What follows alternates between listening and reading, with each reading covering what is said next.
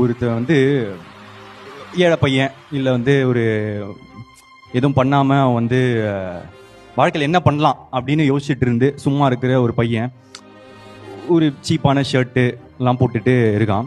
அப்போ வந்து என்னடா இது, என்ன சட்டை இது, இன்னும் நல்லா உழைச்சேன்னா இன்னும் கொஞ்சம் வந்து காஸ்ட்லியான சட்டைலாம் போடலாம்ல, போய் எதாவது வந்து வேலை பாடுறா அந்த மாதிரி சொல்கிறான். அவனும் ரொம்ப கஷ்டப்பட்டு வந்து வேலை செஞ்சு ஒரு காஸ்ட்லியான ஷர்ட்டை வந்து போட்டு இப்படி சுற்றுறான்.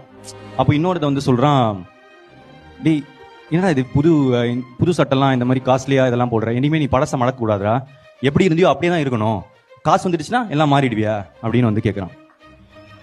இப்போ சரி நம்ம பழசுக்கே போயிடுவோம் அப்படின்னு சொல்லிட்டு அந்த பழைய சட்டையை எடுத்து திருப்பி போட்டுக்கிறான்.